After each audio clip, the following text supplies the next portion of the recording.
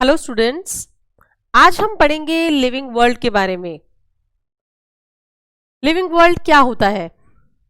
Living नाम से ही पता लग रहा है हमको, जो रेस्पायर कर सकता है, सांस ले सकता है। ठीक है, ये एक कॉमन लेमन लैंग्वेज में हम बोलते हैं कि ये ऑर्गेनिज्म लिविंग है बिकॉज ये रेस्पायर कर सकता है, ये ब्रीथ कर सकता है। ठीक है, अब सिर्फ यही डेफिनेशन नहीं होती लिविंग वर्ल्ड की, लिविंग ऑर्गेनिजम्स की। कुछ कैरेक्टरिस्टिक्स और फीचर्स होते हैं जो ये डिफरेंशिएट करते हैं कि लिविंग ऑर्गेनिजम्स लिविंग है और नॉन लिविंग नहीं है। ठीक है, तो आज इस सेशन में हम ये समझेंगे कि कौन कौन से ऐसे कैरेक्टरिस्टिक्स हैं जो लिविंग ऑर्गेनिजम्स को नॉन लिविंग ऑर्गेनिजम्स से अलग करते हैं। ठीक है, तो लिविंग वर्ल्ड में कौन कौन से ऑर्गेनिजम्स आते हैं? मेनली प्लांट्स आते हैं सबसे पहले लिविंग वर्ल्ड में। ठीक है, हम प्लांट्स क्यों बोलेंगे? क्योंकि प्लांट्स रेस्पायर कर सकते हैं, और वो सारे कैरेक्टरिस्टिक्स जो आज हम पढ़ने वाले हैं वो सारे कैरेक्टरिस्टिक्स किस में हैं? प्लांट्स में हैं। तो प्लांट्स किसका पार्ट हुए? लिविंग वर्ल्ड का पार्ट हुए। दूसरा एग्जाम्पल अगर हम देखें, यहाँ पर एनिमल दिया है कंगारू, तो कंगारू भी लिविंग वर्ल्ड का पार्ट है। ठीक है, तो all plants and animals, plants, animals and microorganisms, ये सब आते हैं लिविंग वर्ल्ड में। ठीक है, अब हम समझेंगे कि लिविंग ऑर्गेनिजम्स में कौन कौन से कैरेक्टरिस्टिक्स हैं जो इंपॉर्टेंट हैं।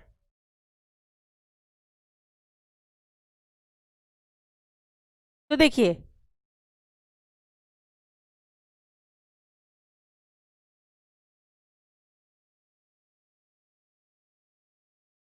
What is living? लिविंग क्या है? हम बोलते हैं लिविंग वर्ल्ड है, लिविंग और नॉन लिविंग टू टाइप के ऑर्गेनिजम्स हैं। तो लिविंग क्या है? लिविंग इज समथिंग जिसमें ये कैरेक्टरिस्टिक्स है, और पहला कैरेक्टरिस्टिक है इसमें सेलुलर ऑर्गेनाइजेशन।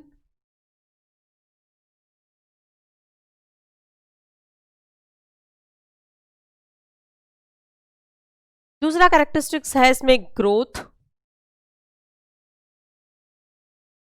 उसके बाद आता है रिप्रोडक्शन, फिर आता है ability to sense and response, और लास्ट में आता है मेटाबॉलिज्म। तो ये 5 कैरेक्टरिस्टिक हैं जो एक ऑर्गेनिज्म में होने चाहिए, ये बताने के लिए कि वो ऑर्गेनिज्म जो है वो लिविंग है और नॉन लिविंग नहीं है। नॉन लिविंग ऑर्गेनिजम्स में भी इनमें से कुछ कैरेक्टरिस्टिक्स होते हैं। ठीक है, लेकिन अगर पांचों कैरेक्टरिस्टिक नहीं है ऑर्गेनिज्म में तो वो लिविंग नहीं है, वो नॉन लिविंग है। पांचों के पांचों कैरेक्टरिस्टिक्स एक ऑर्गेनिज्म में होते हैं, लेकिन सपोज किसी ऑर्गेनिज्म में किसी कोई एक कैरेक्टर मिसिंग है, सपोज कोई ऑर्गेनिज्म स्टेराइल है, वो रिप्रोड्यूस नहीं कर सकता। ठीक है, तो इसका मतलब ये नहीं हो जाता कि वो नॉन लिविंग हो गया, क्योंकि बाकी कैरेक्टर्स हैं उसमें। ठीक है, तो सारे नहीं बोल सकते, हम ऐसा बोल सकते हैं कि majority of characters out of these 5 जिस ऑर्गेनिज्म में होते हैं वो किसका कैरेक्टरिस्टिक होता है? वो क्या होता है? वो लिविंग ऑर्गेनिज्म होता है। नाउ हम पहला कैरेक्टरिस्टिक देखेंगे जो है सेलुलर ऑर्गेनाइजेशन। तो सेलुलर ऑर्गेनाइजेशन नेम से ही पता लग रहा है हमें, ऑर्गेनाइजेशन ऑफ अ सेल। ठीक है, what is a cell? Cell is a basic functional unit of life. ठीक है, basic functional and structural unit of life जिसको हम बोलते हैं।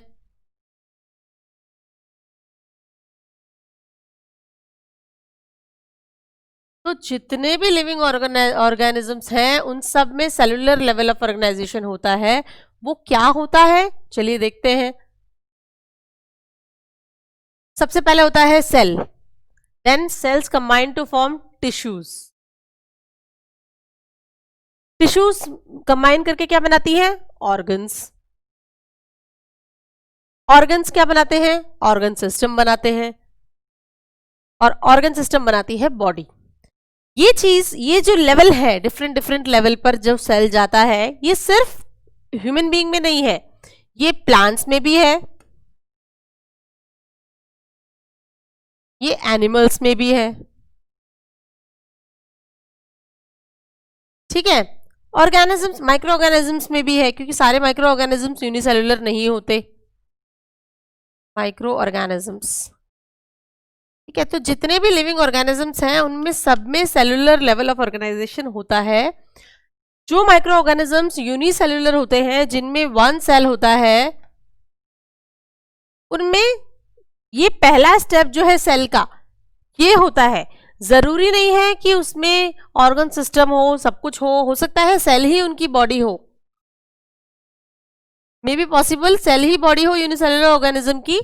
लेकिन ये जो organ system, organ cellular level of organization मैंने आपको बताया, ये सारे लिविंग ऑर्गेनिजम्स में होता है। ठीक है, दिस शोज कि वो लिविंग है, क्योंकि उसमें सेलुलर लेवल ऑफ ऑर्गेनाइजेशन होता है। नॉन लिविंग ऑर्गेनिजम्स या नॉन लिविंग फैक्टर्स या नॉन लिविंग चीजों में सेल नहीं होता, जो बेसिक स्ट्रक्चरल और फंक्शनल यूनिट है किसी भी ऑर्गेनिज्म की। सेल सिर्फ और सिर्फ लिविंग ऑर्गेनिज्म में होता है। तो सेल सबसे पहला और सबसे इंपॉर्टेंट कैरेक्टर है और इसका लिविंग ऑर्गेनिजम्स का, और ये डिफाइनिंग कैरेक्टर भी है। कैसे डिफाइनिंग कैरेक्टर है? क्योंकि किसी भी कंडीशन में सेल नॉन लिविंग ऑर्गेनिजम्स में नहीं होता। हर कंडीशन में सेल जो है वो किस में होता है? लिविंग ऑर्गेनिज्म में। ठीक है, तो पहला पॉइंट हमारा जो था वो ये था कि सेलुलर लेवल ऑफ ऑर्गेनाइजेशन होगा तो ये पता चलेगा कि ये लिविंग ऑर्गेनिजम्स है या ये नॉन लिविंग ऑर्गेनिज्म है। नेक्स्ट हम देखते हैं, देखिए जिसकी मैंने आपसे बात की, सेल, ये एक सेल है, ये एक यूकैरियोटिक सेल है। इसमें हम देखिए इसमें हमने देखा है ये क्या है? ऑर्गेनल्स है। सेल में डिफरेंट डिफरेंट ऑर्गेनल्स हैं, बीच में सेंटर में यहाँ पर न्यूक्लियस है। ठीक है, तो ये क्या है? एक सेल है हमारा। ठीक है, उसके बाद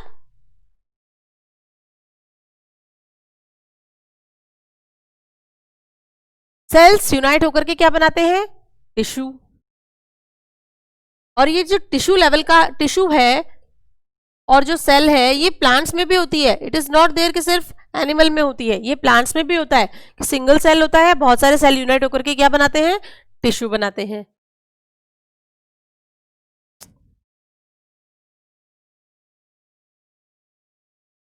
उसके बाद आता है ऑर्गन।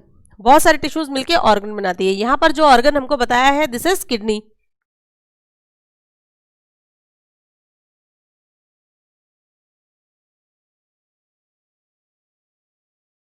ठीक है, फिर ये ऑर्गन मिलकर के क्या बनाते हैं? Organ system. ये कौन सा सिस्टम है? यूरिनरी सिस्टम या एक्सक्रीटरी सिस्टम?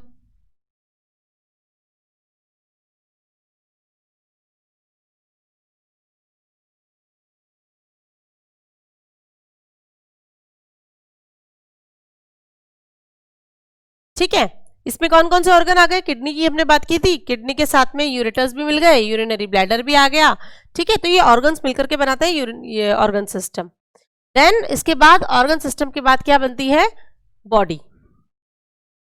देखिए सेल्स यूनाइट होकर टिश्यू बनाते हैं, ऑर्गन बनाते हैं, ऑर्गन सिस्टम मिला करके different different organ systems combine to form body. तो ये एक एग्जाम्पल जो मैंने आपको दिया, ये एक ह्यूमन बॉडी का है।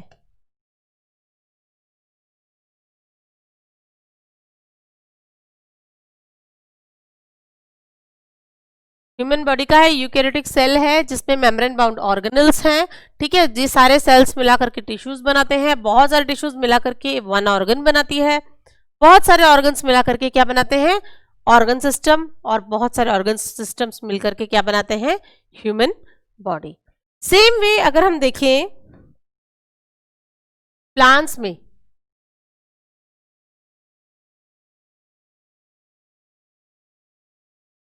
तो प्लांट्स में क्या होता है? सेल्स होते हैं। सेल्स मिलके टिश्यूज बनाते हैं,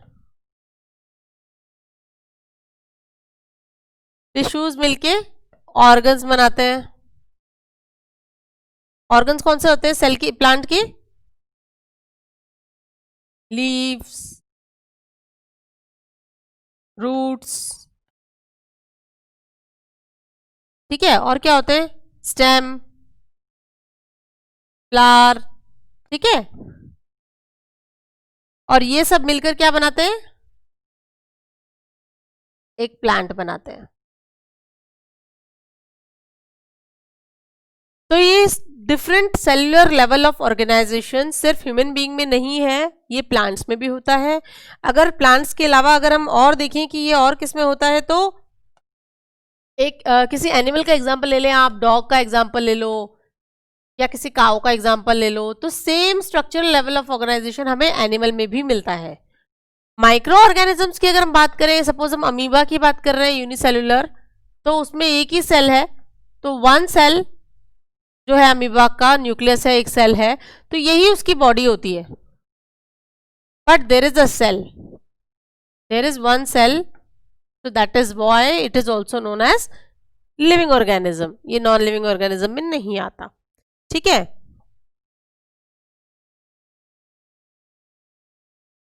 नेक्स्ट इंपॉर्टेंट फैक्टर जो हमने अभी देखना है दैट इज ग्रोथ। मैंने आपको बोला 5 फैक्टर्स हैं। पहला फैक्टर था cellular level of organization, second factor है ग्रोथ। ग्रोथ एक बहुत ही इंपॉर्टेंट फैक्टर है ये डिटरमाइन करने के लिए कि ऑर्गेनिज्म लिविंग है या नॉन लिविंग है।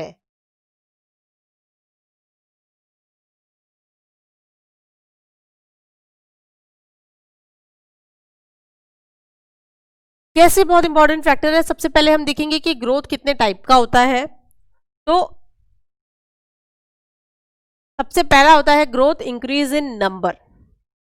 नंबर ज्यादा होना दैट इज ग्रोथ, यानी नंबर में बढ़ना, 1 से 2, 2 से 4, 4 से 8, दिस इज ग्रोथ। दूसरा जो फैक्टर है, दूसरा जो टाइप का ग्रोथ है that is increase in body mass. ठीक है, बॉडी मास मतलब वेट बढ़ना। ठीक है, तो एक तो होता है नंबर बढ़ना, दूसरा होता है वेट बढ़ना। ठीक है,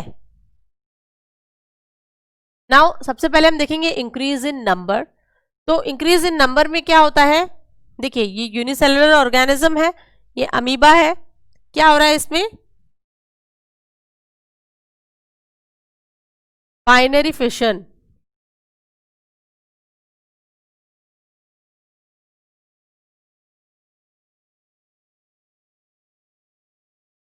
बाइनरी फिशन हो रहा है, एक अमीबिक सेल जो है वो ब्रेक हो रहा है, साइटोकाइनेसिस। ठीक है, और उसका बाद में न्यूक्लियस भी उसका ब्रेक हो रहा है और it is dividing into 2 parts. ठीक है, 2 अमीबा में डिवाइड हो गया। तो क्या हुआ, इंक्रीज इन नंबर हुआ, इट वाज 1 और डिवीजन के बाद में कितना हो गया 2।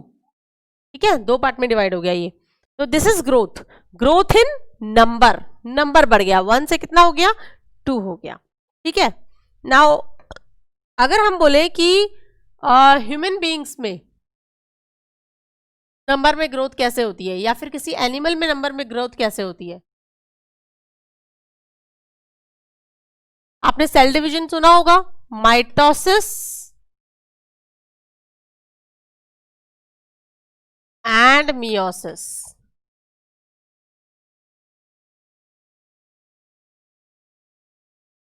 Mitosis and meiosis. ठीक है, माइटोसिस में क्या होता है 1 to 2। ठीक है, मियोसिस में, ठीक है, माइटोसिस को क्या बोलते हैं इक्वेशनल डिवीजन,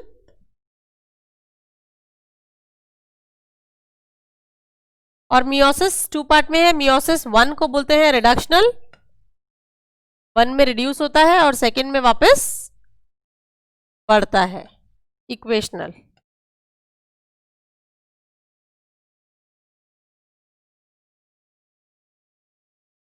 ठीक है, तो ह्यूमन बीइंग में ग्रोथ कैसे होती है, ऐसे होती है विद द नंबर, जहां तक हम नंबर की बात करें। ठीक है, इसके बाद नेक्स्ट है इंक्रीज इन बॉडी मास। हमारी जो ग्रोथ है वो बॉडी मास इंक्रीज होकर के भी होती है। देखिए ये तो यहाँ पर प्लांट का एग्जांपल दिया है मैंने, पहले हम प्लांट का एग्जांपल देख लेते हैं। ट्री जो है, ट्री एक छोटा सा प्लांट होता है, एक प्लांट ग्रो करता है, वो धीरे धीरे धीरे बड़ा होता है, उसकी खूब सारी स्टेम्स आ गई, यहाँ पे दिखा है धीरे धीरे लीव्स आ गई, लीव्स आने के बाद में धीरे धीरे इसमें क्या आ गए, फ्रूट्स आ गए। ठीक है, यहाँ पे फ्लावर्स आ गए, फ्रूट्स आ गए। ठीक है, तो ये ग्रोथ है, increasing in body mass. Same way अगर हम बोले कि ह्यूमन बॉडी में बॉडी मास इंक्रीज होती है, एक चाइल्ड होता है by the like during birth 2.5 to 3 kg का होता है। ठीक है, और जब वो 16-17 ईयर्स का एज का होता है तो उसका वेट कितना होता है 50-55 kg, ठीक है, and it keeps on increasing.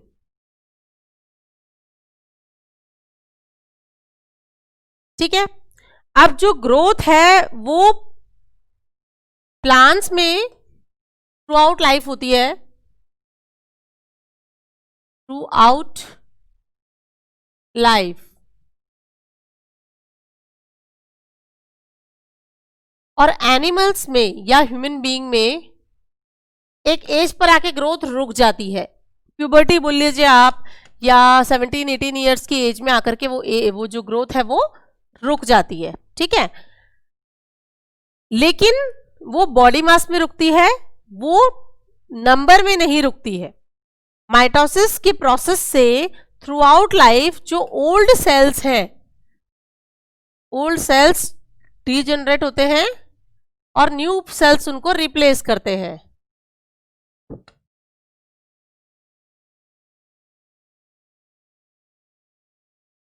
New sales उनको रिप्लेस करते हैं। तो ये ह्यूमन बीइंग में भी चलता है थ्रू आउट लाइफ, लेकिन जो बॉडी मास की ग्रोथ है वो प्लांट में थ्रू आउट लाइफ होती है, लेकिन ह्यूमन बीइंग में एक एज पर आकर के वो ग्रोथ रुक जाती है, और उसके बाद में क्या होता है, सेल डिवीजन होता है, माइटोसिस होता है, यस, और पुराने सेल्स डीजनरेट होते हैं और उन पुराने सेल की जगह नए सेल उनको रिप्लेस करते हैं। ठीक है, नाउ अब हम बोलेंगे कि ग्रोथ जो है ह्यूमन बीइंग में हो रही है या किसी प्लांट में या किसी माइक्रो ऑर्गेनिज्म में हो रही है। ठीक है, तो ये ग्रोथ लिविंग का कैरेक्टर है, लेकिन एक चीज हमको याद रखनी है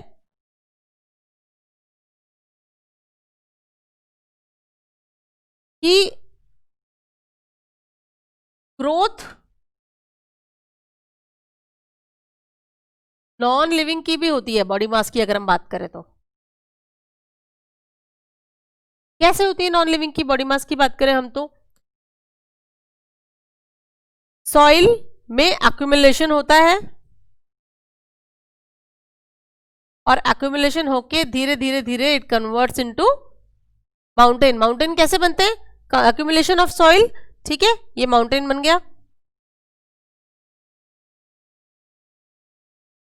ठीक है, तो ये क्या हुआ, बॉडी मास इंक्रीज हुआ। ठीक है, जैसे कि ह्यूमन बीइंग में होता है। तो ये क्या हुआ, increase in body mass.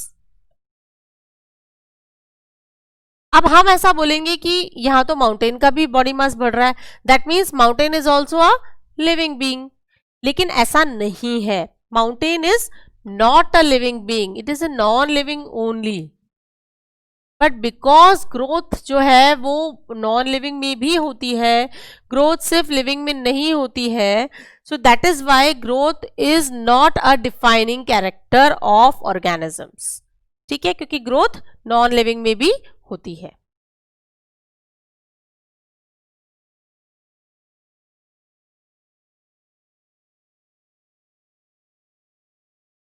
Next अगर हम देखें तो नेक्स्ट है हमारा रिप्रोडक्शन। रिप्रोडक्शन मीन्स री इज अगेन,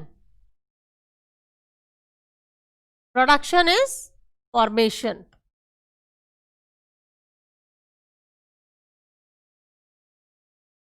तो एक ऑर्गेनिज्म से दूसरे ऑर्गेनिज्म का बनना, उसको हम बोलते हैं रिप्रोडक्शन। ठीक है, नाउ रिप्रोडक्शन में जरूरी नहीं है कि दो ऑर्गेनिजम्स इन्वॉल्व हो, ये सिंगल से भी होता है और मल्टी ऑर्गेनिज्म से भी होता है। तो दो टाइप के रिप्रोडक्शन होते हैं, पहला है सेक्सुअल रिप्रोडक्शन, दूसरा होता है एसेक्सुअल रिप्रोडक्शन। अभी हम पहले देखेंगे सेक्सुअल रिप्रोडक्शन। ये है sexual reproduction in plants, flowering plants, flower में जिसे कहते हैं। तो फ्लावर में क्या होता है, दो ऑर्गन्स इन्वॉल्व है, मेल गैमीट्स और female gametes, male organ and female organ. तो ये एंथर है जो कि मेल रिप्रोडक्टिव ऑर्गन है, ठीक है, और ये स्टिग्मा है जो कि फीमेल रिप्रोडक्टिव ऑर्गन है। फ्लावर में क्या होता है, male gamete, pollen grains, pollens होते हैं, तो देखिए यहां से पॉलन गिर के आ रहे हैं स्टिग्मा पे, और स्टिग्मा की जो ऊपर की लेयर होती है इट इज स्टिकी, ठीक है। और ये पॉलन्स को एक्सेप्ट करती है, पॉलन्स को एक्सेप्ट करती है। तो उसके बाद देखिए यहाँ पर एक ट्यूब बन रही है, ये पॉलन ट्यूब होती है। ये पॉलन ट्यूब के थ्रू पोलन ग्रेन्स अंदर जाते हैं, ओवरी में जाते हैं, और ओवरी में एग के साथ में फ्यूज होते हैं, और यहाँ होता है फर्टिलाइजेशन।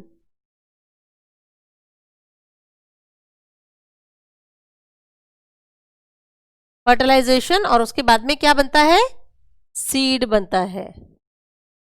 सीड बनता है और ये ओव्यूल पूरा फ्यूज हो जाता है और सीड कवर बना देता है उसका, ठीक है। तो ये है reproduction, sexual reproduction in a flowering plant. ये जो फ्लावर है जिसकी हम बात कर रहे हैं it is monoecious.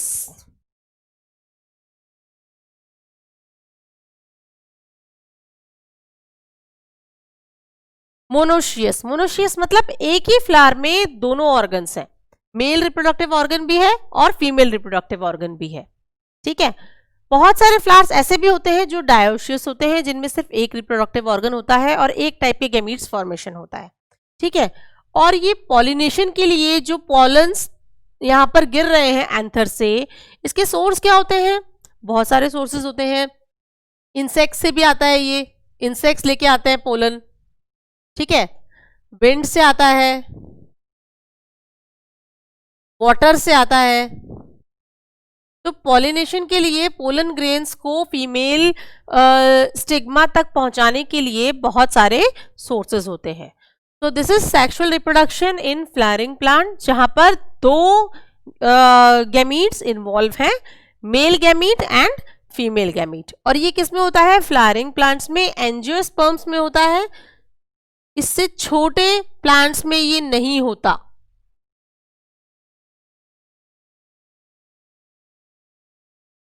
Sexual reproduction, बाकी प्लांट्स में, इससे छोटे प्लांट्स में एसेक्सुअल रिप्रोडक्शन होता है, ठीक है। नाउ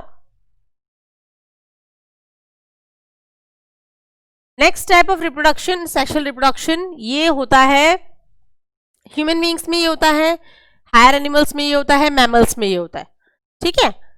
तो इसमें भी क्या होता है, फीमेल और फीमेल एक एक पार्टनर होता है और एक मेल पार्टनर होता है, ठीक है। फीमेल की बॉडी में एग फॉर्मेशन होता है जो कि ओवम होता है, मेल की बॉडी में स्पर्म फॉर्मेशन होता है, ठीक है। और दोनों में 23 क्रोमोसोम्स होते हैं, ठीक है।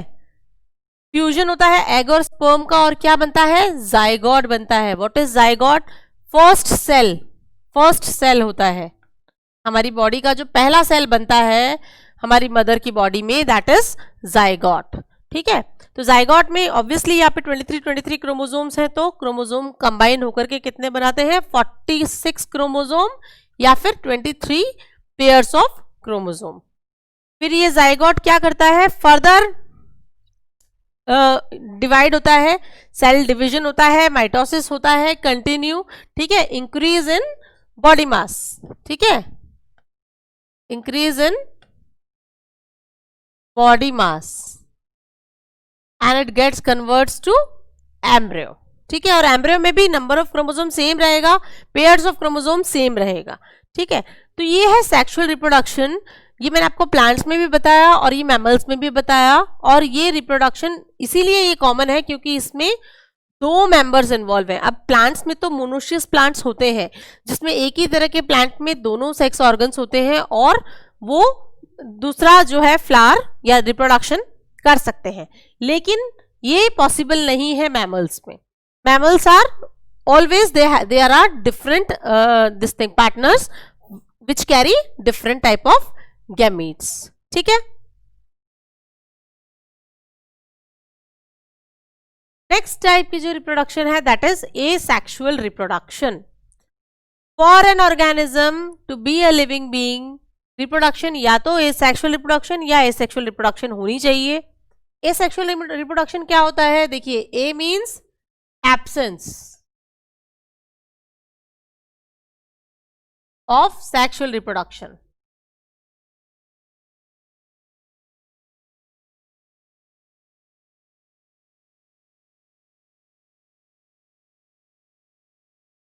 ठीक है, एब्सेंस ऑफ सेक्सुअल रिप्रोडक्शन। तो यहां पर क्या होता है, सिंगल पेरेंट बॉडी होती है, सिंगल पेरेंट बॉडी, ठीक है। एसेक्सुअल रिप्रोडक्शन के लिए 2 गैमीट्स या 2 पेरेंट्स की रिक्वायरमेंट नहीं होती। दूसरा इंपॉर्टेंट फीचर इसका ये होता है कि एग्जैक्टली आइडेंटिकल ऑफस्प्रिंग बनता है।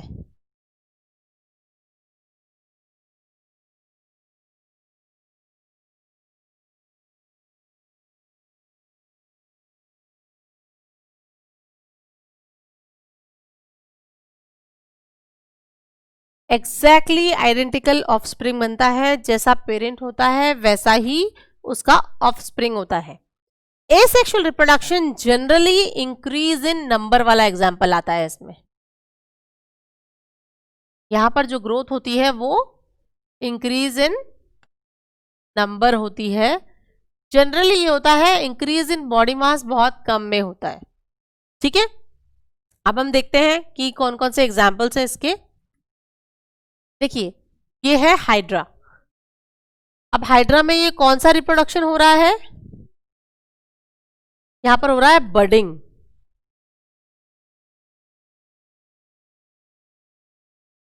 देखिए, हाइड्रा की बॉडी से एक छोटा सा बर्ड निकल रहा है। सबसे पहले ये छोटा सा बर्ड निकल रहा है, ये धीरे धीरे बड़ा होकर पूरा का पूरा हाइड्रा बन चुका है, ठीक है। And over a period of time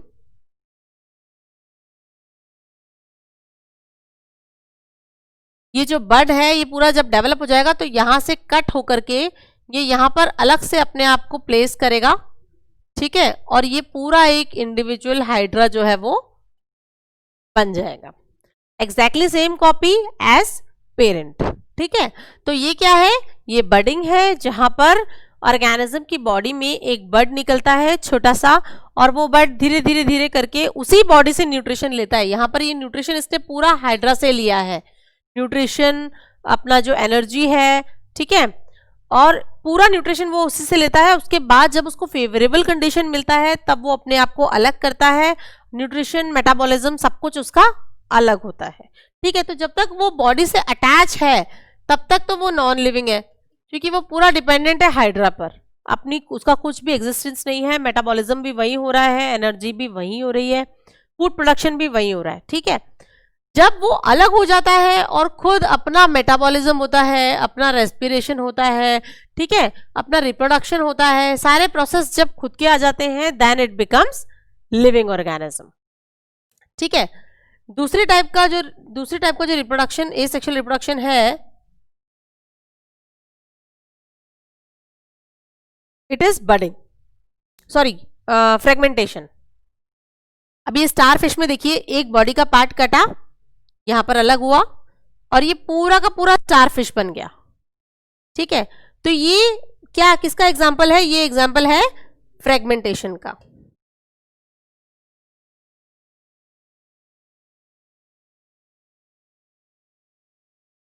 fragmentation, ठीक है, जहां पर बॉडी का एक पार्ट कटता है ऑर्गेनिज्म का और वो पूरा का पूरा फ्रेगमेंट नया ऑर्गेनिज्म बना देता है। अब यहां पर क्या हुआ, यहां पर अगेन इंक्रीज इन नंबर हुआ,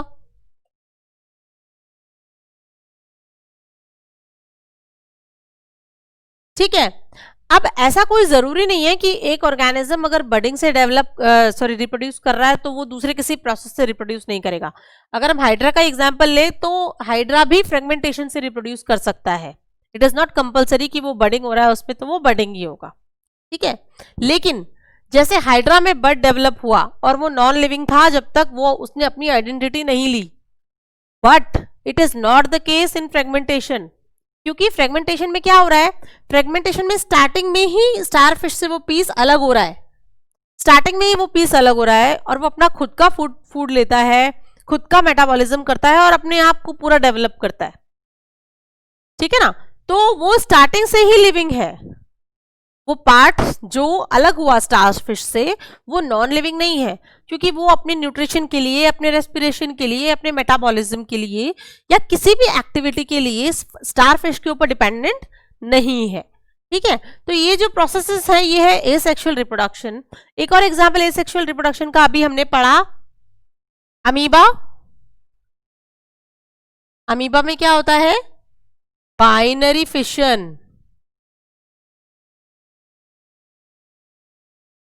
बाइनरी फिशन, जहां पर एक अमीबा जो है वो कन्वर्ट होकर के क्या करता है?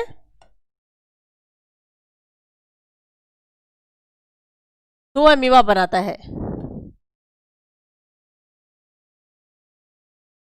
ठीक है, ये बाइनरी फिशन होता है। इसको हमने क्या बोला था? Increase in number. नाउ यहां पर इंक्रीज इन नंबर वाला कैरेक्टरिस्टिक भी आ गया अमीबा का, और रिप्रोडक्शन का कैरेक्टरिस्टिक भी आ गया। ठीक है ना?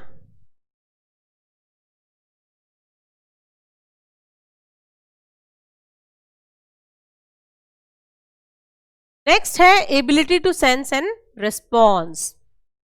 ये कैरेक्टर जो है, देखिए रिप्रोडक्शन का हमने देखा क्योंकि वो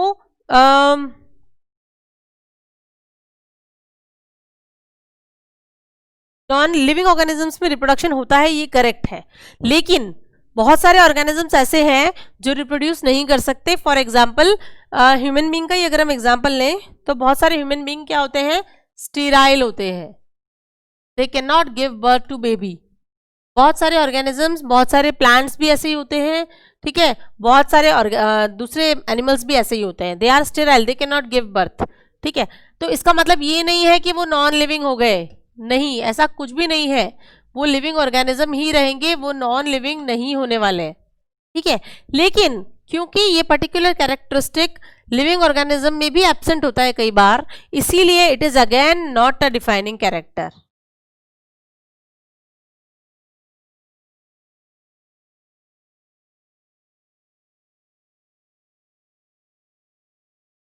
not a defining character of living organism. ठीक है, अब हम नेक्स्ट देखते हैं। नेक्स्ट है ability to sense and response. ये कैरेक्टर लिविंग ऑर्गेनिजम्स में होता है कि वो जो एबायोटिक फैक्टर्स होते हैं उनको रिस्पॉन्ड करते हैं। ठीक है, अब वो क्या होता है? देखिए दो तरह के फैक्टर्स होते हैं एनवायरमेंट में, हमारे दो तरह के फैक्टर्स होते हैं। पहला है बायोटिक, दूसरा है एबायोटिक।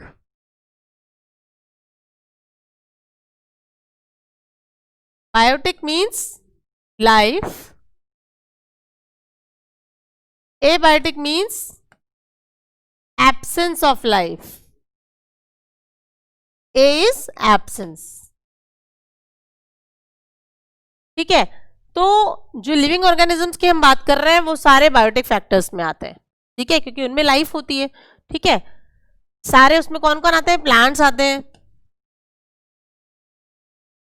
एनिमल्स आते हैं, ह्यूमन बींग्स आते हैं। ठीक है, और माइक्रो ऑर्गेनिजम्स भी आते हैं।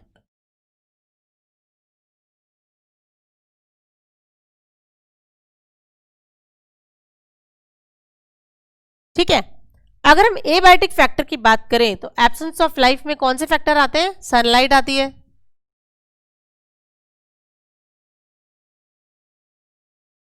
वाटर आता है,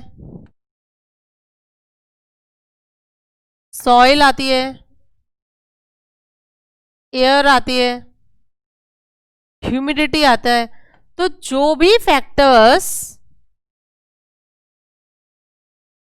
डायरेक्टली और इनडायरेक्टली इकोसिस्टम को अफेक्ट करते हैं उनको हम बायोटिक एंड एबायोटिक फैक्टर्स बोलते हैं। ठीक है, ये दोनों फैक्टर्स किसको अफेक्ट करते हैं? हमारे इकोसिस्टम को।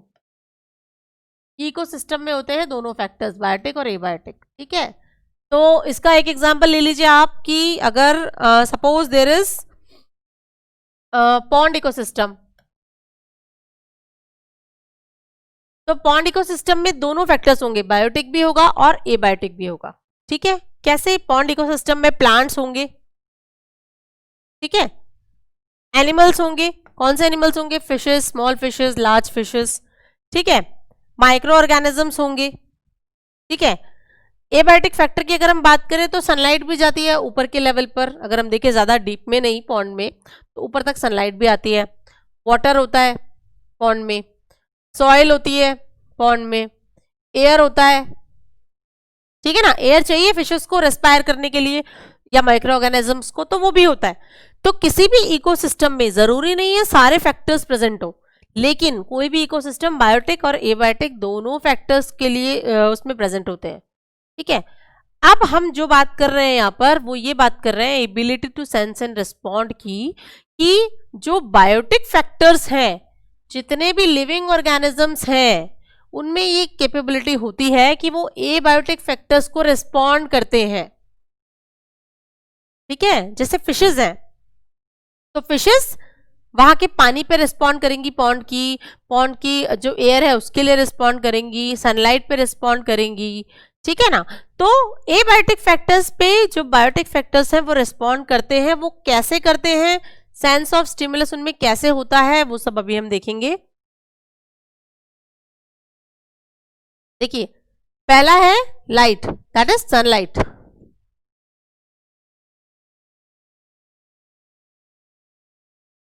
दूसरा है टेम्परेचर,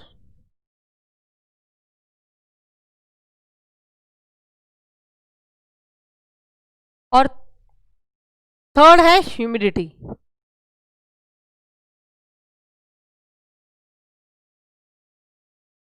ये तीन एग्जाम्पल्स हमने लिए कि इन पर कैसे ऑर्गेनिजम्स रिस्पॉन्ड करते हैं। देखिए, सनलाइट का मैं आपको सबसे अच्छा एग्जाम्पल देती हूँ, सनफ्लावर जो होता है,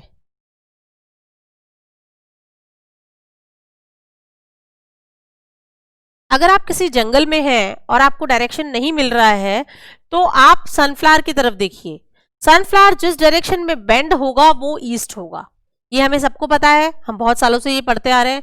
दैट मीन्स सनलाइट रिस्पॉन्ड करते हैं टुवर्ड्स सन, सनफ्लावर रिस्पॉन्ड करते हैं टुवर्ड्स सनलाइट, ठीक है।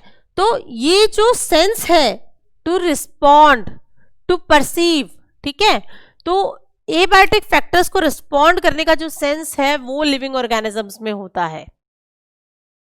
इट इज नॉट कंपल्सरी कि सारे ऑर्गेनिजम्स उस पर रिस्पॉन्ड करें, बट यस ये एक फैक्टर है। टेम्परेचर की अगर हम बात करें तो टेम्परेचर का एग्जाम्पल मैं आपको देती हूं ह्यूमन बींग्स का।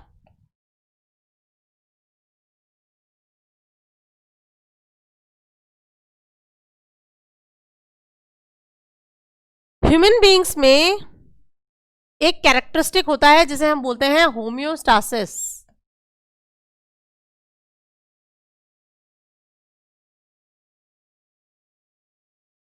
ठीक है। हम -डिग्री टेम्परेचर, सपोज -2 डिग्री से लेकर इन विंटर्स टू 50 डिग्री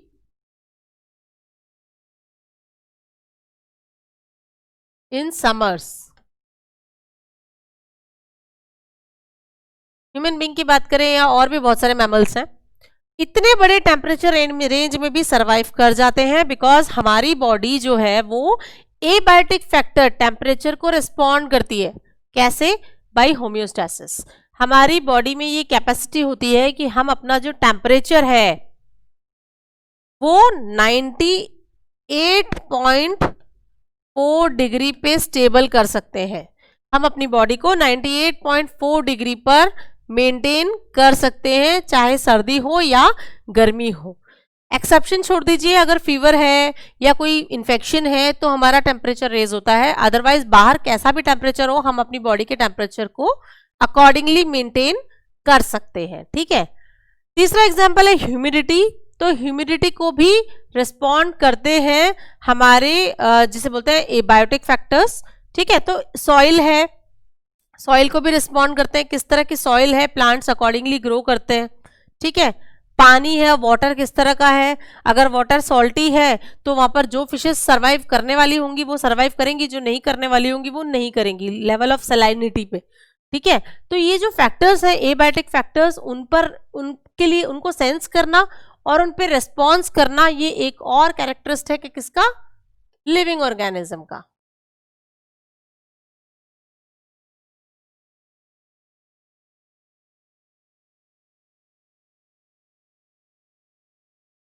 ठीक है, तो ये भी आपको बताएगा कि ऑर्गेनिज्म जो है वो लिविंग है या नॉन लिविंग है।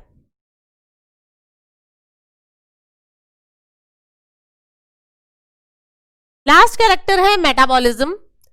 मेटाबॉलिज्म क्या होता है? मेटाबॉलिज्म मतलब इधर मैंने लिखा है कैटाबॉलिज्म एंड एनाबॉलिज्म। तो मेटाबॉलिज्म का मतलब क्या होता है? ये तो दो टाइप्स हैं, कैटाबॉलिज्म और एनाबॉलिज्म मेटाबॉलिज्म के। मेटाबॉलिज्म मतलब होता है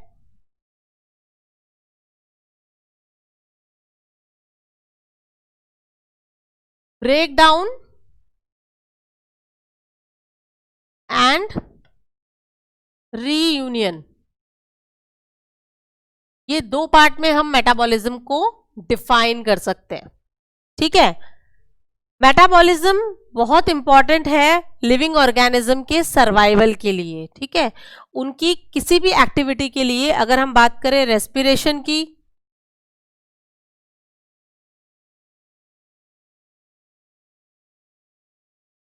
डाइजेशन की,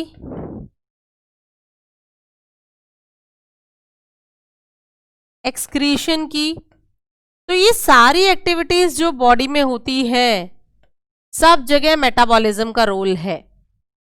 ठीक है, तो ऑर्गेनिज्म चाहे ह्यूमन बीइंग बोलिए, चाहे माइक्रो ऑर्गेनिज्म बोलिए, चाहे प्लांट्स बोलिए, लेकिन जो भी लिविंग ऑर्गेनिज्म है सब में मेटाबॉलिज्म बहुत इंपॉर्टेंट रोल प्ले करता है। तो मेटाबॉलिज्म दो टाइप का होता है, मैंने आपको बताया। कैटाबॉलिज्म, कैटाबॉलिज्म में क्या होता है? कोई भी लार्ज मॉलिक्यूल एनर्जी लेके ब्रेक डाउन होता है इनटू ब्रेक डाउन होता है और क्या देता है? एनर्जी और स्मॉल मॉलिक्यूल्स। और एनाबॉलिज्म में उल्टा होता है, small molecules combined with energy और क्या बनाते हैं? Large molecules. ठीक है, तो कैटाबॉलिज्म में क्या होता है? ब्रेक डाउन होता है,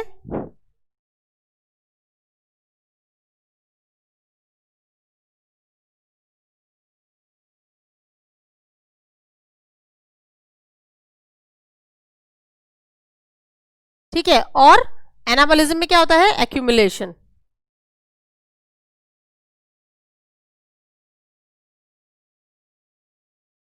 ठीक है, तो ये होता है ओवरऑल मेटाबॉलिज्म। अब मैं आपको इसके एग्जांपल्स देती हूं। देखिए, अगर हमारी बॉडी की हम बात करें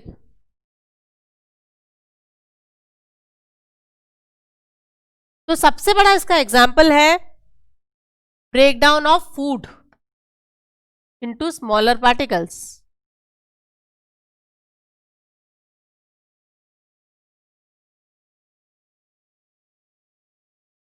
ठीक है, breakdown of food into smaller particle. दूसरा एग्जांपल है breakdown of stored glycogen into glucose. जो ग्लाइकोजन लीवर में प्रेजेंट होती है स्टोर्ड फॉर्म में, उसका ब्रेकडाउन स्टोर्ड ग्लाइकोजन।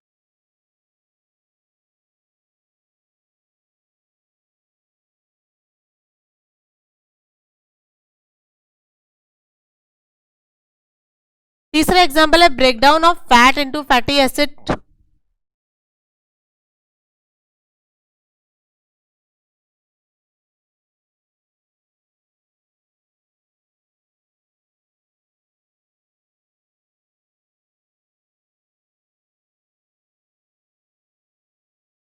ठीक है, breakdown of protein into amino acid.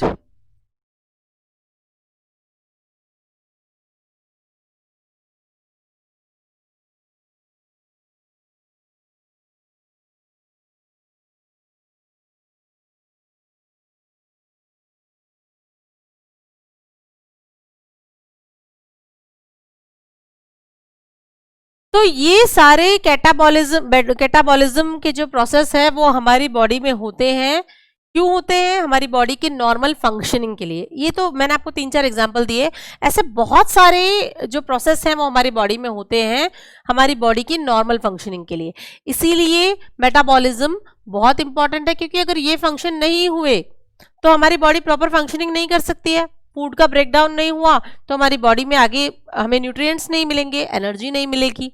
ऐसे करके हर प्रोसेस हमारी बॉडी में इंपॉर्टेंट है। दूसरा एग्जांपल अगर हम देखें कि एनाबॉलिज्म का क्या एग्जाम्पल है हमारी बॉडी में? तो मैं आपको वो बताती हूं। ग्लाइकोजन स्टोर होता है लीवर में, ठीक है। जब ग्लाइकोजन सफिशिएंट क्वांटिटी में स्टोर हो जाता है तो इसके बाद जो एक्सेस कार्बोहाइड्रेट है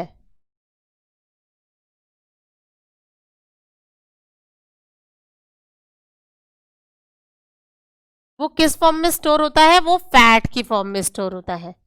कहां पे? एडिपोज टिश्यू में।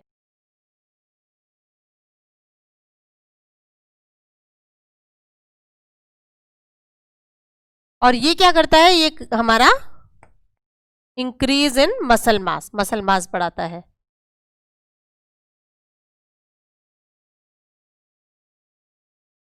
हो गया एक्यूमुलेशन, ठीक है। तो जहां पर भी एक्यूमुलेशन हुआ दैट इज एनाबॉलिज्म, ठीक है। एक और एग्जांपल लेते हैं हम, increase in bone mass. Bone mass कैसे इंक्रीज होता है?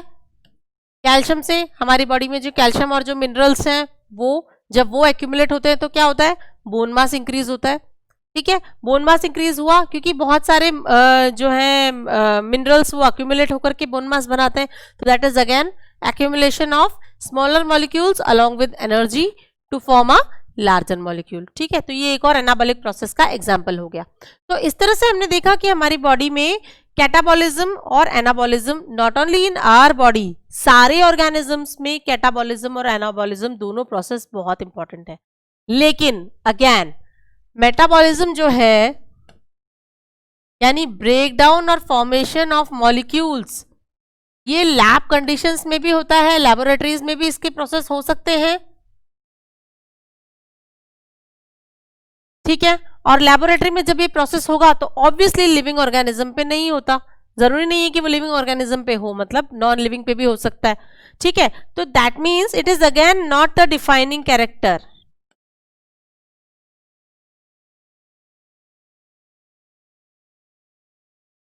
not a defining character of a living organism, but yes it is important for a living organism. तो अल्टीमेटली हमने क्या देखा? एक लिविंग ऑर्गेनिज्म को अपने आप को लिविंग बोलने के लिए 5 कैरेक्टर्स होने चाहिए। पहला है सेल्यूलर लेवल ऑफ ऑर्गेनाइजेशन, दूसरा है ग्रोथ,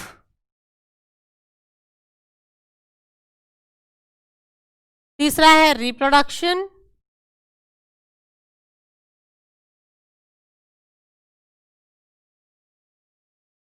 चौथा है ability to sense and response,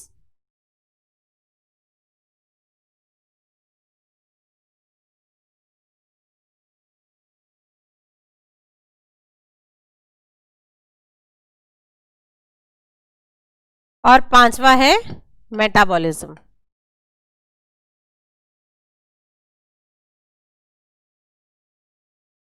और इन 5 कैरेक्टर्स में से ओनली 2 कैरेक्टर्स ऐसे हैं, सेल्यूलर ऑर्गेनाइजेशन और metabolism, sorry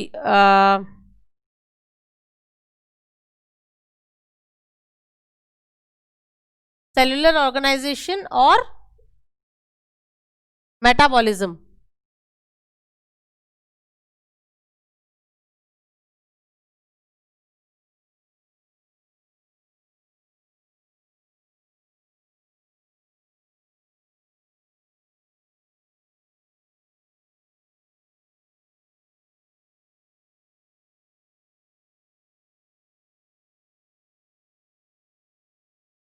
ability to response, सिर्फ ये 2 कैरेक्टर्स ऐसे हैं जो सिर्फ लिविंग ऑर्गेनिज्म में होते हैं, नॉन लिविंग में बिल्कुल भी नहीं होते। So they are the defining characters of living organisms.